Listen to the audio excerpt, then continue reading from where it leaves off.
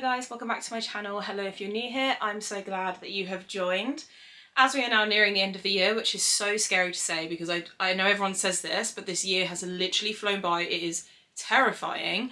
Thought I would talk to you guys about my 10 books that I want to read before the end. So my 10 before the end, because as of me filming this now, we are at the coming up to the middle of November, and I've kind of smashed my reading goal, and so I just thought I need to film this now so that I kind of have an idea of like what books I want to get done for the 2025 reading year before the end of the year. There's books that I've kind of like known that I've been waiting until this point to like delve into.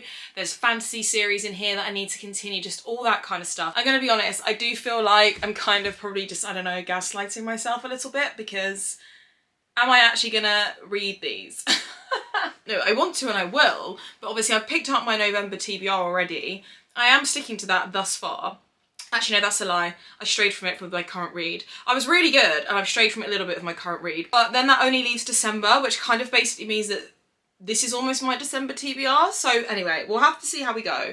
I've read 93 books so far, and I want to aim for like 110, I think.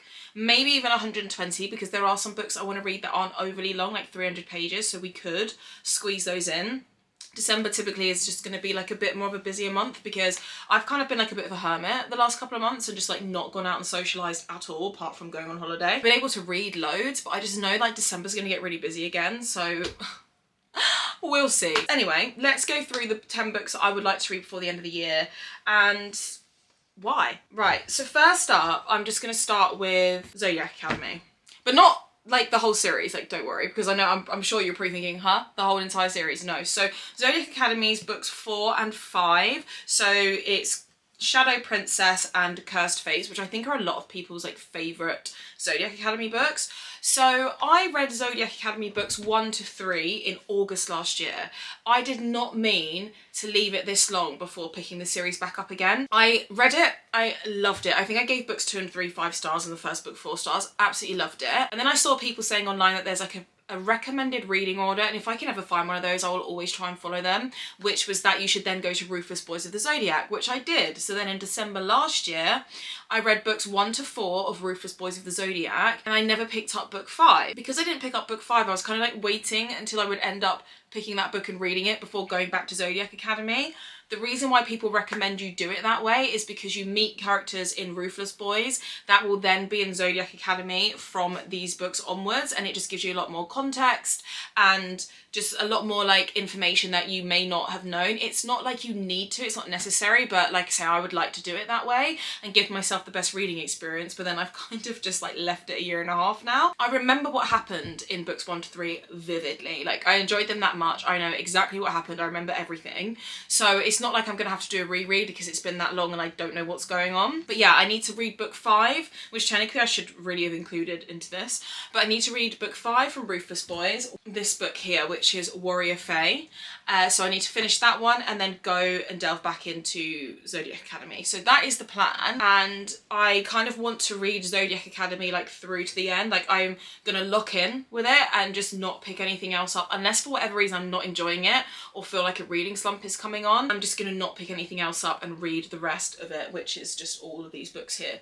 So these will be in my 10 for the end, but these will probably be books that do get read towards the end of December, and then I might start the new year. Crazy to even be talking about the new year, but I might start the new year like with my Zodiac Academy journey and like finishing it off. So yeah, I do really want to like at least try and get books, well, 5 of Ruthless Boys and 4 and 5 of Zodiac Academy read before the end of the year. The other thing as well is like, I think the reason why I stopped Ruthless Boys, I was really enjoying it, don't get me wrong. I think most books I was rating 4 stars. I think one I gave 3.75. I just kind of feel like as much as I enjoy that series and I love and adore the characters in it so much, they were a bit long. They didn't need to be that long, and I think that's why I kind of ran out of steam with it and didn't pick up the last book, because I was just kind of like not overly gripped, and I just felt like I'd read a lot of pages to not get that far in the plot. And it is like a why choose, like reverse harem sort of situation, which I love, and I don't think I've really read that many of those in fantasy books, so I was like really enjoying it, and I just kind of ran out of steam until it got to this book. Then I did actually read probably the first 50 pages on my Kindle because I was going to start it earlier on in the year, and yeah, I just I wasn't in the mood for it at that point. So I do want to go back to my Zodiac Academy journey. I just feel like I think about these characters a lot and I've only read books 1 to 3. And also I think I may just reread the last couple of chapters of book 3 just to like refresh my memory as to what exactly did happen, because I'm sure the books will pick up where that one left off. So next up is Reign of Shadows and Endings by Melissa K. Roerick. Now the reason why I want to read this before the end of the year is because the 4th book to this is coming out in December, I believe. This is the first book. I've got books 2 and 3. It is going to be like a hefty commitment, I think, but this is a dark fantasy. I've heard, I actually don't think I've seen a single bad review for this series. I really haven't, and it's just meant to be absolutely amazing, and the romance and the slow burn, everything's meant to be really good in this. I don't know if it's like an enemies to lovers or not. I feel like it may be, but I've just heard like the most incredible reviews. I'm very excited to read it, and so I think before everybody reads book 4 and I might potentially see spoilers, I think I need to prioritize these, like this series. But I'm also like kind of a bit scared of it because I'm kind of like predicting that series is going to be like a 6-star read. So I don't want to put too much pressure on it, but I do really want to pick it up. I think I got this in one of my hauls earlier on in the year and obviously haven't got around to that yet. So yeah, I would like to get round to that before the 4th book comes out. Next up, I'm just like, we're just going to gloss over this one because it's honestly embarrassing at this point, but the Book of Azrael. The problem I have now is because I'm really enjoying fantasy, a lot of fantasy series that I'm enjoying have already got multiple books out in them already, and I'm really just trying hard to finish up series that I'm in the middle of at the moment so that I'm not in the middle of too many different fantasies. But I really want to read this, and the thing is I'm finding it quite daunting to start because there's so many books. I think the 4th book just came out. There's a lot of reading to be done to get caught up with this and where everybody else is at, but this is meant to be one of the best enemies to lovers, which is also what I think why I'm putting it off, because you know, like, does anybody else as a reader just get mildly nervous because you're like, please just be everything I wanted you to be, and then I'm like, what if it isn't? I don't know. I haven't seen, again, it's a bit like Reign of Shadows and Endings. I don't think I've seen anybody give this a bad review, and they said this is one of the best enemies to lovers that they've ever read, and it's been a long time since I've read a really good enemies to lovers where there's so much tension and they really are true enemies. So yeah, I want to read this before the end of the year. I really do. I don't know, maybe I'll just read the first book, see how I get on with it, but see if I want to then continue the rest of the series. But if it's as good as everybody says, then I'm sure I will. Another book, this is a bit of a random one, and this is more out of intrigue more than anything else, but it's Bury Your Bones in the Midnight Soil by V. Schwab. So this would be my first V. Schwab book. I have got Vicious and Vengeful and then A Dark Shade of Magic on my physical TBR for, you know, an embarrassing amount of time, and I just don't even want to discuss that. So this one appeals to me a little bit more just because I think it's a standalone, so there's not like loads of books in the series, because like I say, there's a lot of series that I want to read at the moment. And this has also intrigued me because I think it is genuinely a book that, had I not seen so many good reviews on it, I don't think I would have picked this up off of my own back. Probably because I haven't read anything by this author before, but also because I don't know, like something about it just doesn't scream to me. But then I've seen so many people say this is one of their favourite books of the year. It's vampire romance, which is I love vampires, one of my favourites, and it's sapphic as well. So I just feel like there's just going to be so much feminine rage in this, and it's just going to be a good time. It's maybe just a little bit different to other fantasies and vampire romances that I've got. It is kind of a bit, you know, of a bigger one. What's the writing like inside? Yeah, not overly big. So yeah, it's a longer book. This is what I'm struggling with. Like, a lot of books left that I'm desperate to read are 500 pages plus right now, and so I'm just like, I need to just lock myself away in this room for the next 6 weeks, or however long it is, 7 weeks till the end of the year, and just not speak to anybody and just read. Oh god, wouldn't that be amazing? Unfortunately, I have to go to work, and that is just absolutely sickening. But anyway, so yeah, I'd like to get to the end of the year and just see what all the fuss was about, basically. Who knows? I think it could be one of those books where I'm just sitting on like a gem and not realising it. Another book is Servant of Earth. This is by Sarah Hawley. Now this has been compared to books like ACOTAR. I do plan on doing an ACOTAR reread at some point next year because I really missed ACOTAR. I had such a good time reading that. But this has been compared to ACOTAR, and I kind of feel like that will fill the void for me for the time being. It's fae, it's got loads of trials, it's a fantasy, and I think it's like, is it captive enemies of it. I'm not 100% sure. The second book to this as well did just come out. I haven't got it yet because I do just want to see how I get on with this book. I've seen really, really good reviews and I'm just loving fantasy at the moment. So anything with fae, vampires, dragons, you name it, that's all I want to read right now. So again, not overly long, even though there is another book to read in the series. But yeah, I'm really intrigued by this. It's kind of like, I know enough about it, but not too much. So I kind of thought I'd be going in like relatively blind, and I just think it could be a really good time. Next up, now I don't know why I've accidentally picked out book 4 of the House of Devils series, but I meant to get book 2, which is called City of Souls and Sinners. I'm just holding up the most recent one that came out. But I do want to read another book from the House of Devils series because I started City of Gods and Monsters back in, I want to say, March or April, or might have been even earlier than that, and I gave it 5 stars. I think about those characters in that book all the time, and I know it just gets better and better. The found family feeling's meant to get better. This is an urban dark fantasy, and I think for me, urban fantasy is definitely like up there in my top favourites for like fantasy settings. I feel like if it's not urban fantasy, then I want them to be adventuring like across the map to so many different places, kind of like they do in like Fourth Wing in that series a little bit, because otherwise I just find, not that I get bored, I haven't yet to read a fantasy that actually bores me, but just otherwise I find that it's not as fast paced enough. So yeah, urban fantasy I really like because I can just kind of relate to it a little bit more, because obviously it's like modern, in a modern-ish day setting. And yeah, Darien Castle, I mean, I just need more of that man. I need to find out what happens to him and Loren. I just need more. And one of the things from the first book that I found is, I heard a lot of people talking about how the found family in this is just like no other. It's one of my favourite tropes. And I didn't really quite get that feeling in the first book, which is fine, because obviously it's the first book in a series. We're not going to get there yet. But the side characters for me just weren't quite there yet. And even though it was quite a long book. So I really want to read on and just get to know everybody a little bit more, get back into this world. I want to go back to Angel Theme. Oh, I love it.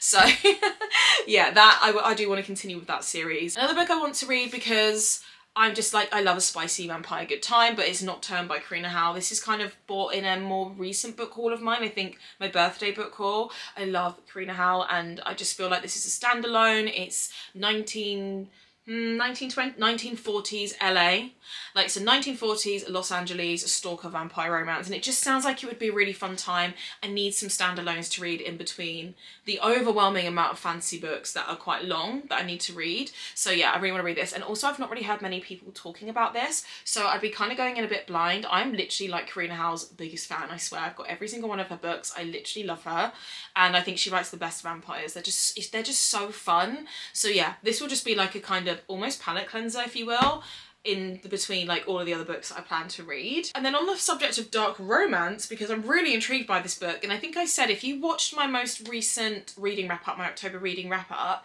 I did mention that I'm kind of struggling with dark romance at the moment. I just keep rating them 3.5 stars, which 3.5 stars isn't bad. I want a dark romance that blows me away, and I just kind of feel like it's just they're so hit and miss at the moment. But this, Limerence, I've seen nothing but good reviews. On Goodreads, the good average rating is not like the best, but actually from mutuals of mine that I've seen on like my social medias, a lot of them have said that this book is really good. So Limerence by H.G. Dolores is a dark romance. I think it's in an academic setting, and I think it's like a stalker romance. It's also not really that long. There is another book out. I don't know if this is like interconnected or a chronological series that you need to read, but it's called Redmancy, I think. I'm quite intrigued by it. The reviews on it aren't that good, but they aren't really on this either.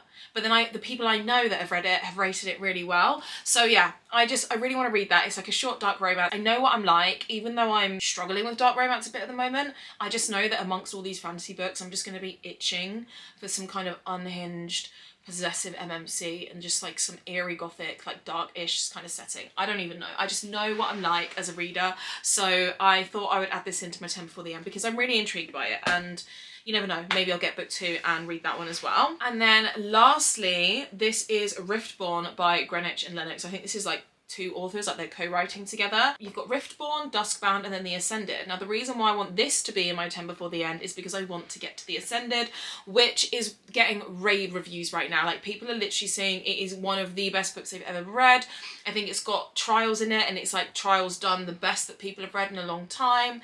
And I really like the sound of the world, and everyone's giving it 6 stars. I literally, not even 5 stars. I'm seeing people give it 6 stars. It's insane. The Ascended is technically not book 3 in this series, but it's like the third book in this world.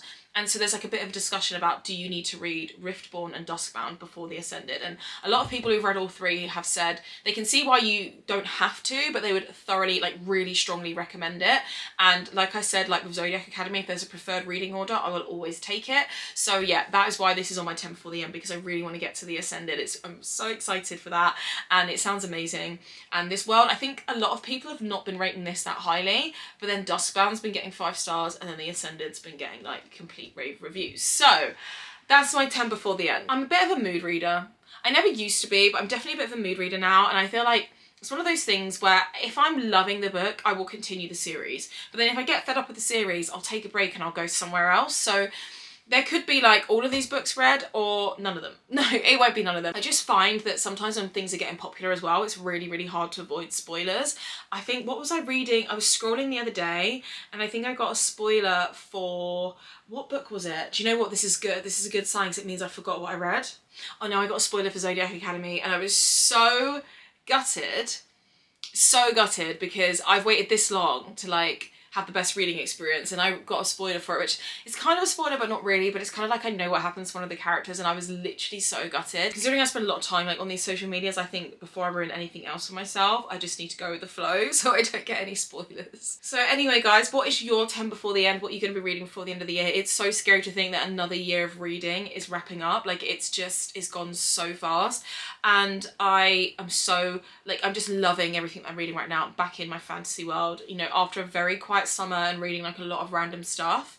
It's time to just go back and delve into like all of these books that I've just been looking forward to reading all year while it's cozy and rainy, and yeah, I just love this time of year for reading. So let me know what your 10 before the end is, or if you've read any of these books and you know I'm gonna like them, or what your opinions are on them. Don't forget to subscribe so you don't miss any of my upcoming content, and I'll see you guys in my next video.